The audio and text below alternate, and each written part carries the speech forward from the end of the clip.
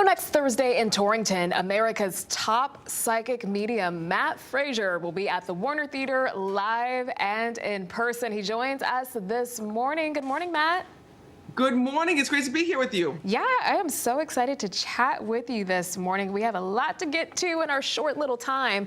Now, first up, Matt, I want to ask you, how old were you when you realized you were gifted? Oh my God, I gotta tell you, I grew up like that little boy from The Sixth Sense. From as long as I can remember, it started around the age of 3 that I was sensing and feeling the departed. But being so young, I didn't realize what was actually happening to me. I didn't realize that I was a psychic or that I was a medium. I literally just thought that the house was haunted or where I was going was haunted, because when I was in the area of a nearby soul or someone who had passed on that needed to deliver a message, they would just appear to me, and it would happen at random. It would happen, when I was in the schoolyard, away from my friends, souls would appear. It would happen when I was, my mom was driving in the car, and I'd look out the window and I'd see someone who had passed in the nearby area. And what was so interesting was that being that age, I couldn't figure out what was going on because nobody else could see them. And I bet that was interesting for the other folks, like your parents who were listening to you. They're like, what are you talking about, babe? I don't see anything. It was really hard, and that's why for the longest time I had to shut out my gifts, because I would tell friends that were around me, and the friends would tell their parents, and the parents would be like, oh, he's just got an imagination. Oh, no, he's just playing pretend. Oh, no, that's not really there.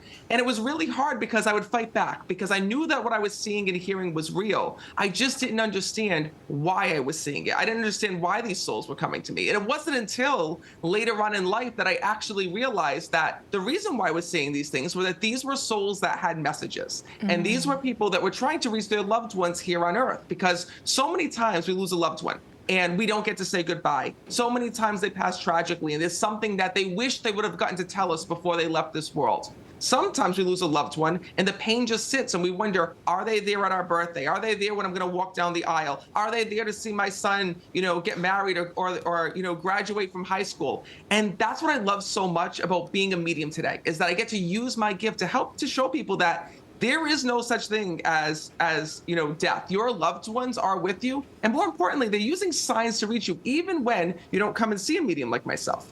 Nice. Glad to hear that. Now, Matt, have you ever had an experience where you received a message that changed your own life?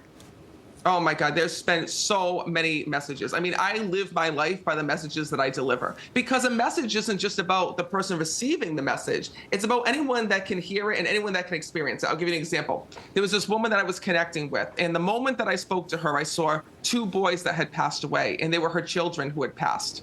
And the moment I connected with her, I saw that, unfortunately, one of the boys had let out the other boy out into the out into the yard. They had opened the garage door, and both of them had passed away by drowning in the swimming pool.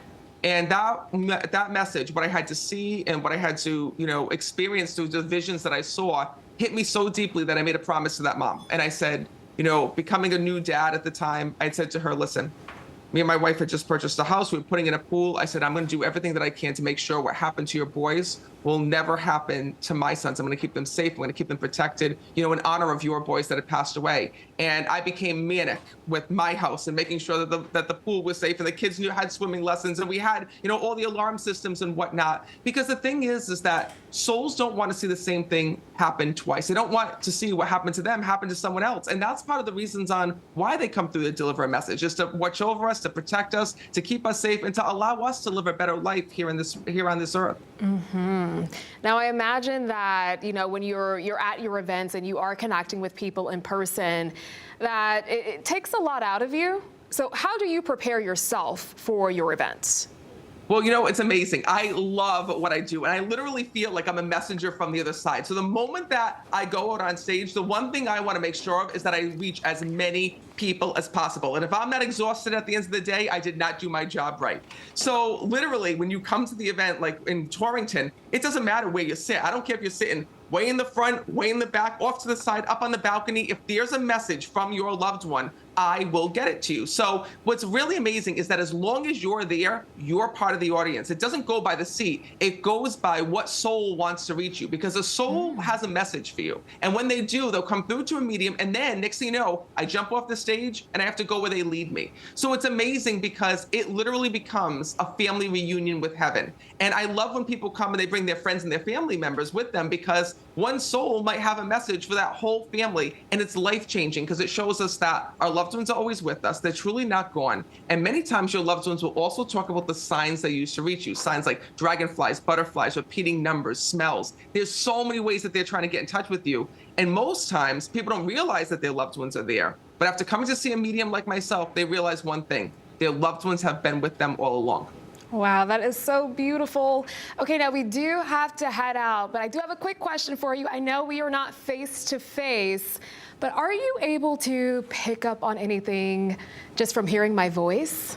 Oh yeah, I mean, right away when I'm connecting with you, I'm also connecting with, all the souls that are in that studio. So even though we can't see one another, like right away I just heard that there's a grandmother that's here, that's with you, that's on the other side. There's also a dog that's coming through that I'm hearing about in spirit as well. And what happens as a medium is you get these little impressions, these little quick bits of information, and even people in the studio that you're there with, I'm also hearing their loved ones as well. And that's what happens during a show. Oh my goodness. So one of my grandmothers passed on. Rachel, her dog died, was it like 2 years ago?